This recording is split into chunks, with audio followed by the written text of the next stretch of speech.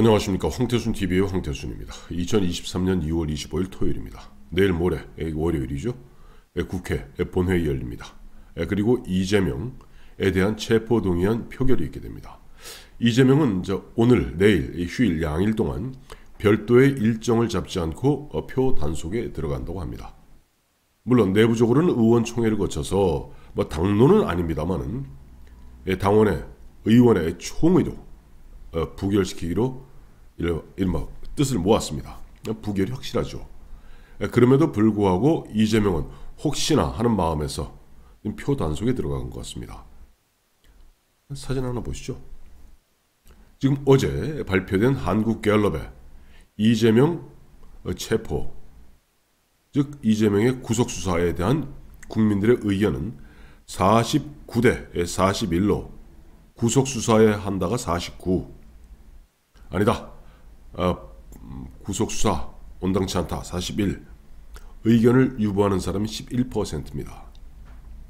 자, 그러면 일단 27일 표결 결과 체포동의안 부결은 확실합니다만은 그 이후에 어떤 여론이 형성될까요? 저는 이재명 씨가 바로 그동안 희희낙낙하면서 온갖 새치혀로 세상을 속이려 들었습니다만은 웃음 끝!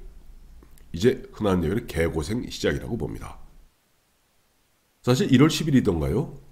이재명이 처음으로 성남지청에 나온 것입니다. 그러니까 대장동 사건이 굉장히 거의 1년 반째 우리 뇌리를 갖다 내치고 있습니다만은 실제 이재명이 공식적으로 검찰 나와서 조사받은 것은 올 1월입니다. 그러니까 이제 그 문재인 정부에서 뭉갰던 그 사건들을 갖다가 윤석열 정부 들어서면서 한동훈 법무장관, 이원석 검찰총장 체제하에서 새로운 검찰이 철저하게 수사한 결과 두 차례, 세 차례 이제 이재명을 갖다가 소환해서 조사했고 드디어는 체포, 구속영장을 치고 드디어는 이제 체포 동의안을 갖다 표결하게 되는 것인데 물론 부결되죠. 이것은 이재명으로 봐서는 이제 본격적인 험난한 가시밭길이 쭉 열려있는 문을 연 거에 불과합니다. 체포동의안이 부결되도 끝나는 게 아닙니다.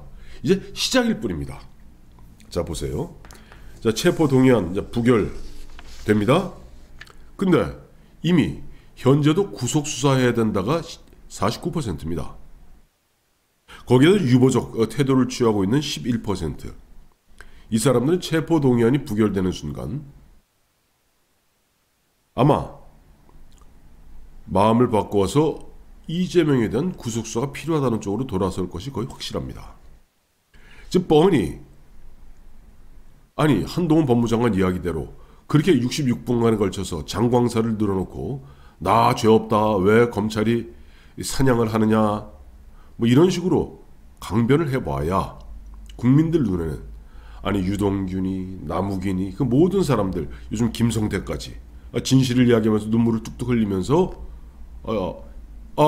사실은 이겁니다 라고 이야기하고 그것을 갖다가 귀가 있고 눈이 있는 사람 다 알고 있습니다.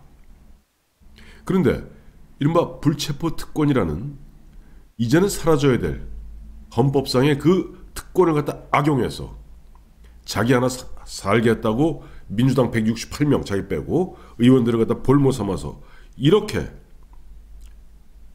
참 어줍지 않은 일을 벌이는데 여론이 과연 어떻게 되겠습니까?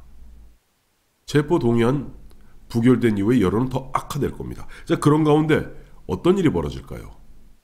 지난해 8월 28일 개정했습니다만 민주당 당헌 거의 당헌 80조 1항에 따르면은 부정부패 등의 혐의로 기소되었을 경우 현재까지 기소는 아직 안 됐어요. 왜냐니까 체포 동의안을 갖다가 구속영장을 청구했고 거기에 따라서 법관은 체포 동의 요구서를 갖다가 제출했고 정부 대통령 재가를 거쳐서 국회로 넘어왔습니다. 근데 그걸 갖다가 민주당이 이재명의 참 나살겠다고 물귀신 작전에 울며 겨자 먹기로 부결을 시켰어요. 그럼 검찰이 그걸로 끝납니까? 바로 그럼 불구속 기소합니다. 우선 대장동, 위례신도시, 성남FC권은 우선 불구속 기소를 하게 됩니다. 그 외에도 지금 백현동, 또 정자동 호텔, 그다음에 대북 송금 게이트, 변호사비 대납은 앞으로 수사 진행에 따라서 또 구속영장 청구하고 체포동의서 들어오고 국회에서 부결되고 이런 이른바 계속 도돌이표가 진행되겠죠. 자, 근데 당장 지난해 민주당 전당대회에서 핵심적 논란이 되었던 바로 당원 80조. 당원 80조에 따라서 당직자가 부정부패 등의 혐의로 기소되었을 때입니다. 그러니까 이 판결이 났을 때가 아닙니다. 기소되었을 때는 사무총장은 윤리심판원에 그 당직자의 직무정지를 청구할 수 있다. 이렇게 되어 있습니다. 근데 이것도 참 묘해요. 청구해야 한다가 아니라 청구할 수 있답니다. 과연 조정식 지금 사무총장이 이재명 당대표의 직무정지를 갖다가 윤리심판원에 청구할지도 의문이고요. 또 설사 청구해서 윤리심판원에서 직무정지를 갖다 결정했다 하더라도 당무위원회에서 그것을 이른바 뒤집어 엎을 수가 있습니다. 즉 구제가 가능합니다. 이게 바로 이재명 방탄조항입니다. 이재명 자기 살기 위해서 지난해 전당대회 앞두고 당원 당규를 개정해서 바로 당무위원회 의장이 누굽니까? 당대표입니다. 즉 셀프 구제하겠다는 겁니다. 자, 아마 좀 묘할 겁니다. 비명계에서는 지금 울며 겨자 먹기로 이번에 부결표를 던지지만은 체포 동의 안이 부결되는 순간 비명계, 대표적으로 설훈 의원이라든가 또 동교동계 저 좌장, 현역 의원은 아닙니다만 권노갑 고문 같은 경우 계속 그 얘기하고 있잖아요. 자, 그러면 당장 비명계에서 서른이라든가 조홍천이라든가 지금 막 이상민 의원이죠. 이거 장관 말고 지금 말폭탄을 터뜨리고 있죠. 자, 이쯤 되면은 부결은 부결이 돼. 나머지는 현역 의원으로서, 현역 국회의원으로서 그야말로 우리 국민들의 따가운 눈총을 받아가면서 불체포 특권을 갖다 악용했다. 이제 당을 더 이상 괴롭히지 말고 당 대표를 내려놓고 국회의원 이재명으로서 개인의 비리 의혹을 갖다가 헤쳐나가라. 이것이 지금 비명계의 요구거든요. 근데 과연 이 당원 80조 1항에 따라서 이 사무총장이 직무정지를 청구할지도 의문이지만은 설사 청구한다. 청구해서 윤리심판에서 결정이 되었다 하더라도 당무위원회에서 구제, 셀프 구제해버립니다. 원래는 이게 당무위원 구제기관, 구제의 주체가 당무위원회가 아니라 윤리심판원이었습니다. 그러니까 사무총장이 윤리심판원에 직무정지를 청구하고 결정이 됐는데 해당자가 나 이 정치 보복이다, 정치적 탄압이다 라고 이의를 제기했을 때 윤리심판원에서 구제할 수 있게 되어 있던 것을 혹시 모르니까 이재명은 자기들 그 당시 전당대 앞두고 강력한 힘을 바탕으로 당원 당규를 개정해서 구제 주체를 갖다가 당무위원회로 바꾼 겁니다. 자, 이런 일이 이제 벌어질 겁니다. 앞으로 비명계에서 소른, 조홍천을 비롯한 많은 비명계 의원들이 자 네가 원하는 대로 일반 체포 동의안은 부결시켜줬다. 이제 네 거취를 결정해라 라고 요구할 거고, 자, 사무총장은 이재명 눈치 보랴 또 비명계 눈치 보랴 오락가락 하는 가운데 설사 청구 안 하면 청구 안 하는 대로 욕먹습니다. 또 청구해서 윤리심판에서 결정 안 하면 안 하는 대로 욕먹습니다. 사무총장이 청구하고 윤리심판원에서 직무정지를 결정했음에도 불구하고 본인이 의장으로 있는 당무위원회에서 이재명이 스스로 셀프 구제하는 순간 어마어마한 국민적 역풍을 갖다 맞을 수밖에 없습니다. 자, 이렇게 되면 비명계들 일부에서는 야, 이쯤 되면 우리 딴 살림 내자 라는 말이 터져나올 수밖에 없습니다. 내홍과 내분과 분열은 불을 본 듯합니다. 마침 어제 보니까 친명계 좌장이라는 정성호 사선 의원이죠. 굉장히 합리적인 친구인데 이 친구도 보니까 요즘 조금 보니까 맛이 간 것 같아요. 지금 비명계에서 분당 운운하는데 니들이 나가봐야 갈 곳이나 있냐? 라는 식으로 조롱, 비아냥거리고 있습니다. 배짱 장사도 너무 하면은 잘못하면 배 째집니다. 자, 이제 검찰에서는 좋다. 이거 불구속 기소했어. 그 다음에 이제 조만간 이제 백현동 건으로 또 구속영장 소환하고 순서가 되죠. 소환해서 조사하고 한 두 차례 소환해서 조사하고 그 다음에 구속영장 청구하고 그 다음에 체포동의 요구서 보내고 체포동의 안은 부결되고 또 그때 비명계에서는 야 이제 제발 좀 내려와라 라고 얘기할 겁니다. 그것이 끝나기 무섭게 또 보면 이제 정자동 호텔 있죠. 이제 김성태 대북 송금 게이트 800만 달러 플러스 알파 이화영이 입을 갖다 꾹 다물고 지금 모르쇠로 내가 임플란트한 데가 이 빠져갖고 치통이 심해서 아무 말 못합니다 라고 입 다물고 있고 김성태는 가슴을 치면서 형 제발 이러지 말고 얘기 좀 해줘. 형 나한테 왜 이래 20년 우리 알고 지냈잖아. 왜 갑자기 나한테 왜 회장님 하면서 왜 이렇게 존댓말 써. 가슴을 치고 있잖아요. 자 이런 가운데 대북 송금 게이트 수사 이거는 여적죄 거의 여적죄에 가깝습니다. 또 이 반복되는 가운데 올 한 해 또 그 사이에 이제 재판이 기소했으니까 또 재판해야죠. 재판해야죠. 검찰 나가야죠. 거기다 또 국회 방탄국회 열어야죠. 난장판이 될 겁니다. 자, 이 무렵에 당초 6월 달에 들어오기로 된 이낙연이 아마 올 봄이면 들어올 겁니다. 좀 당겨서라도. 왜? 이제 사실상 비명계의 좌장은 문재인이에요. 문재인입니다. 문재인 입장에서도 문재인 전 대통령 입장에서도 지금 이런 식으로 지금 이재명이 분탕질을 하고 자기 살겠다고 물귀신같이 물고 들어졌을 때 내년 총선은 불을 본 듯 이건 완패거든요.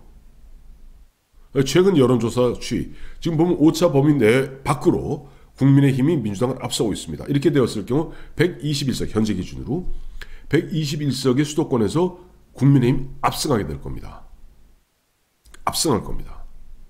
몇몇 곳 빼고 그야말로 민주당의 아성이라는 곳 빼고 압승하게 될 겁니다. 마치 2006년 지방선거 때 그 당시 박근혜 대표 시절이죠. 수도권에서 광역 의원들 열린우리당 빵석이었습니다. 비례대표로만 5석이었어요. 서울 2사람, 경기 2사람, 인천 1사람.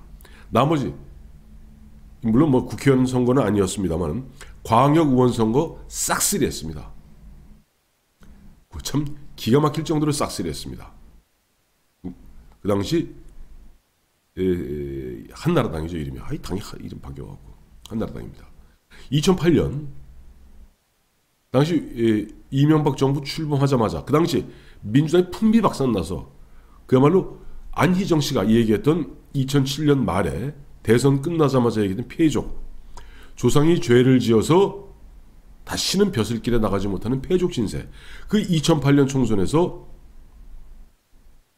당시 한나라당이 싹쓸이 했습니다. 그 철옹성이라는 마포에서도 강승규 의원이 됐고요. 한나라당에 철옹성이라는 이쪽 강북구에서도 신지호 의원이 되고 김선동 의원이 됐습니다. 노원구 세 곳은 말할 것도 없고 강북구에서만 딱 한 곳 민주당이 차지했을 뿐 강북 2자리, 도봉 2자리, 그 다음에 노원 3자리, 7자리 중에 딱 한 석만 그 민주당이 철옹성인 그 지역에 딱 한 석만 민주당이 가져가고 6석을 한나라당이 싹쓸이 했었습니다. 그런 일이 이재명이 버티면 버틸수록 쭉쭉쭉 가다 보면은 내년 4.10 22대 총선은 국민의힘 압승입니다. 그걸 뻔히 알고 있는 문재인과 이른바 비명계 입장에서는 그대로 가겠습니까? 분당해서라도 차라리 이재명 당을 만들어서 가져가라. 나머지는 우리 그래도 뭐 김대중 노무현으로 이어지고 문재인으로 이어지는 우리 할게 라고 분당 불가피할 겁니다. 어떻게 보면요. 국민의 입장에서 제일 바람직한 것은 이재명이 질질 끌고 이재명 대표 체제하에서 내년 총선 치르는 것이 윤석열 대통령과 국민의힘으로 봐선 넘버 원 경우의 수입니다. 넘버 투는 분당되는 경우. 분당되면 아무래도 특히 수도권 같은 경우는 문재인당의 좌장은 이제 그쯤 되면 얼굴은 이낙연이 되겠죠. 이재명 당이 표 갈라먹고 오케이, why not? 좋습니다. 국민의힘이 가장 경계해야 될 그림은 뭐냐? 이재명이 자기 중간에 대표직 그만두고 정치 보복 운운하면서 그저 한 의원으로서 법정 나가서 싸우고 그런 가운데 당이 이낙연이 되었던 또 박용진이 되었던 그 어느 누가 되었던 간에 좀 새로운 인물로 중심으로 해서 리모델링하고 전열을 정비하는 것이 국민의힘으로 봐서는 가장 어떻게 보면 최악의 구도가 잡히는 것이죠. 근데 걱정 안 하셔도 될 것 같습니다. 이미 이재명의 저런 자기 살겠다고 남이야 죽던 말던 마치 삼국지 연의에 나오는 뭐 정서에서는 그런 말이 없습니다만은 조조가 여백사를 죽인 다음에 그런 얘기했다는 거 아니에요? 진궁 앞에서. 내가 천하를 배신할지언정 천하 사람들이 나를 배신하지 못하게 할 것이다. 이재명이 딱 그 짝이에요. 내가 당을 다 망치고 뭐 하는 수가 있어도 나는 이 현역 의원과 당대표라는 자리를 지키면서 나는 절대 감옥 가지 않을 거야 라고 이야기하고 있고, 정성호 친명예 좌장인 정성호는 야 이낙연 친문계들, 야 비명계들, 너희들 분당 운운하지만 니들이 갈 곳이 어디 있어? 갈 곳 많습니다.